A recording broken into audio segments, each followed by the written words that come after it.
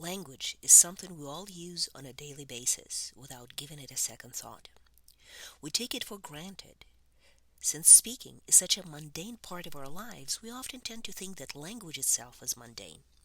Well, today we're going to discuss why language is far from mundane, and its use is in fact a remarkable phenomenon that is worth investigating.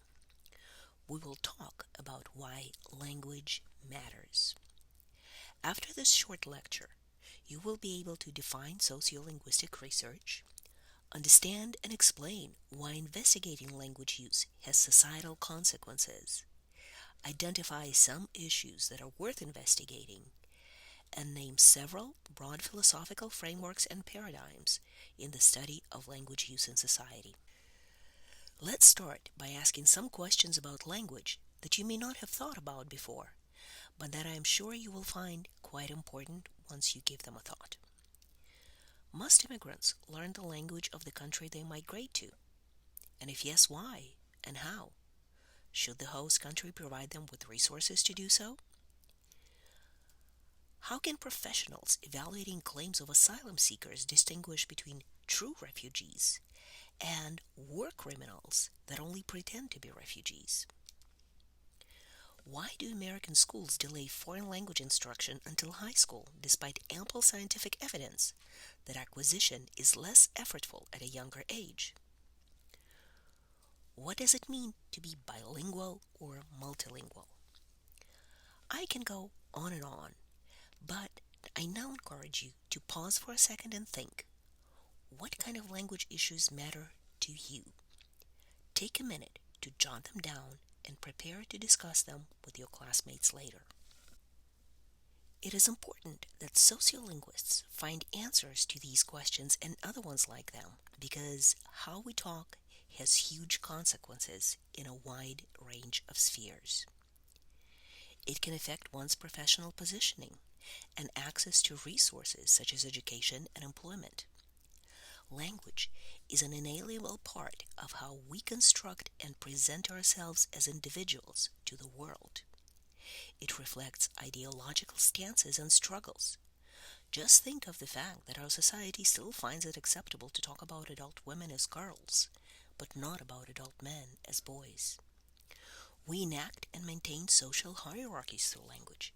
For example, it is common for students to address their professors by the title and last name, but for the professors to address their students by their first names. And that is an example of a social hierarchy. Symbolic violence, sexism, racism, xenophobia, all can be enacted through language and fought against through language as well. These are all areas that sociolinguists address in their work. While there are a variety of methods used in sociolinguistic research, in this course, we're going to employ a broad range of approaches that fall under the umbrella of critical ethnographic sociolinguistic research. This research is critical because it centers on the issues of language and power. It is ethnographic because we investigate language practices in situ, in the field where they are used, in specific situations and under specific conditions. And we do so by observing them, interviewing their users, and participating in these practices ourselves. This research is sociolinguistic because we investigate how and why language matters socially, politically, and economically. In the course of such research, it is important to remember that language is a social practice. It is embedded in everything we do as individuals and members of society.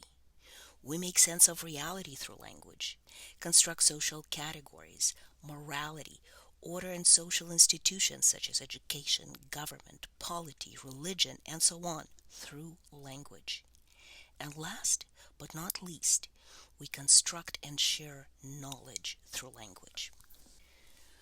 Research of any kind is inextricably linked to the construction of new knowledge and the understanding of what it means to know something. Sociolinguistic research is no different in that respect. There are several broad philosophical approaches to knowledge, and 3 of them are prevalent in sociolinguistic research, so let's discuss them one by one.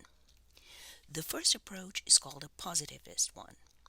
Scholars working within this paradigm approach reality as objective and knowable, existing outside human influence. They act on the assumption that whatever phenomena exist can be studied and verified through observation, experimentation, and logical proof.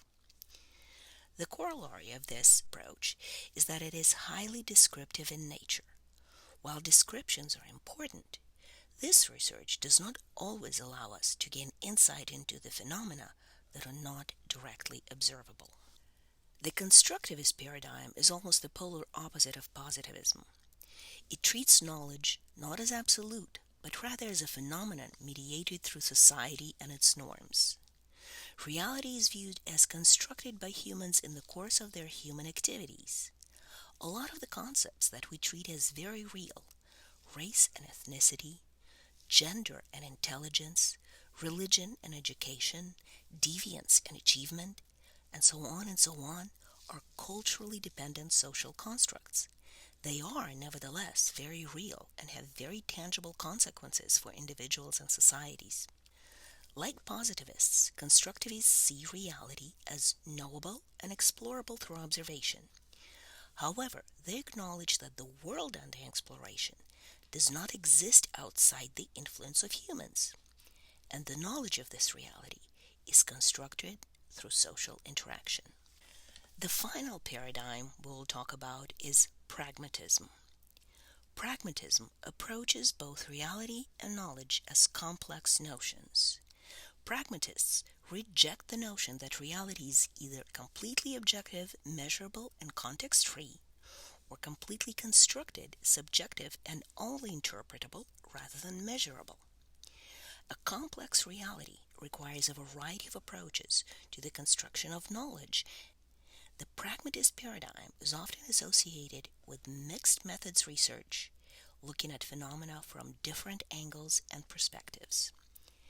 And this paradigm is gaining ground in the current sociolinguistic research. In the next discussion, you will take the concepts we addressed today and use them to identify the language issue that matters to you, to determine your own approach to reality and knowledge, and to formulate your research question.